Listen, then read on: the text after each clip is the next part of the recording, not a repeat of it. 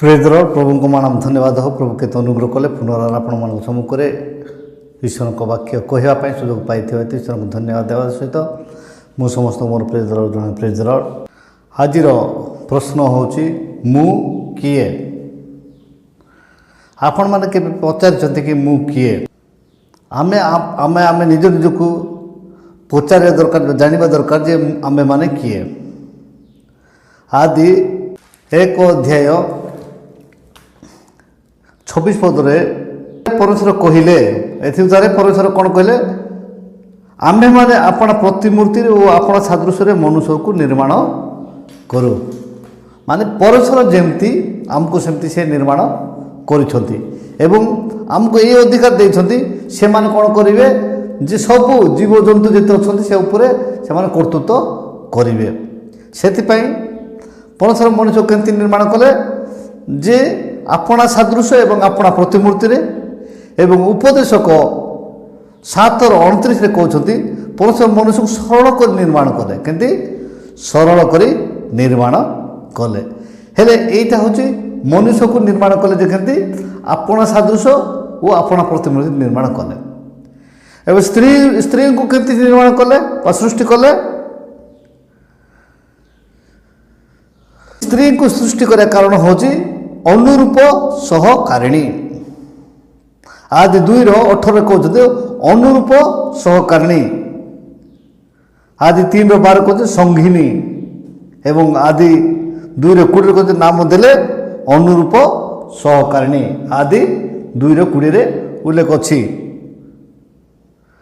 एवं ये आम देखिलु जे परमेश्वर आपण सादृश्य एवं आपण प्रतिमूर्ति मनुष्य को निर्माण कले एवं ताहाको साहाय्यकारिणी व सहकारिणी करने अनुरूप माने ताहाको परी अनुरूप सहकारिणी से निर्माण कले। सेतिपई आमे जानिबा दरकार जे मु होची ईश्वर सादृश्य ईश्वर प्रतिमूर्ति निर्मित एवं मते परमेश्वर कोन करछंती अधिकार देइछंती कोन जे तुमे कर्तृत्व करिवो।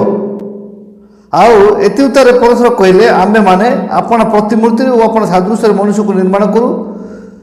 से माने जलचर मत्स्यगण ओ खेचर पक्षीगण ओ पशुगण और समस्त पृथ्वी भूमि रे गमनशील सबु अरगामी जंतु उपर कर्तृत्व करिवे। एटा होची अधिकार किंतु ए अधिकार को जेतेबेले परमेश्वर मनुष्य को देले आउ सेठू से मनुष्य से कर्तृत्व करने आरंभ कले कर्तृत्व आज पर्यंत करुँच जे आम देखुचु हाथी उपर बसुंट एवं साप को से जीविका निर्वाह व्यवहार कर। आपण जानतु जे आपण निजे पचारतु मु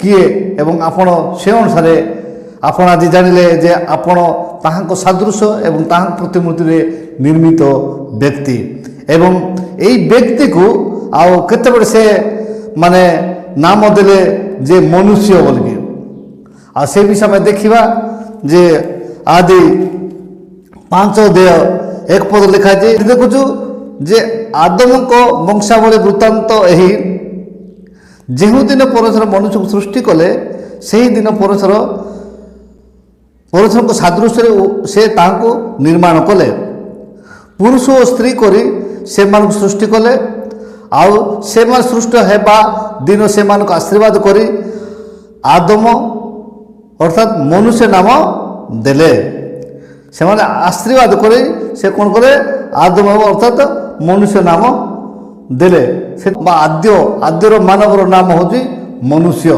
सेति पई जो जीवन वाक्य हम शुणुछु आम शिखिबा जे मु किए अर्थात मु होची ईश्वर सादृश्य प्रतिमूर्ति निर्मित मनुष्य। आम ईश्वर को वाक्य कहूँ जे ईश्वर सादृश्य और ईश्वर प्रतिमूर्ति मनुष्य। से जिते इस्राएल लोक मान नहीं आसुले से परमेश्वर कौन कहले मौसा को सीधा कहले जे आम देखु 7 अध्याय आम देखु जे कहते तो प्रभु मौसा को कहले देखो आम्बे तुमको फारो निकट में परस्पर तुल्य कर नियुक्त कलु वो तुम्बे भ्राता हारण तुमर भविष्य वक्ता हेब माने परमेश्वर तुल्य करी नियुक्ति कलु माने परमेश्वर सदृश तुमको नियुक्ति कलु ଆମେ ତ ସୃଷ୍ଟି ହେଉଛି ଈଶ୍ୱର ସାଦୃଶ୍ୟ ଈଶ୍ୱର ପ୍ରତିମୂର୍ତ୍ତିରେ ଏବଂ ଆମକୁ ପରସ୍ପର ତୁଲ୍ୟ ମଧ୍ୟ ସେ ନିଯୁକ୍ତି କରନ୍ତି।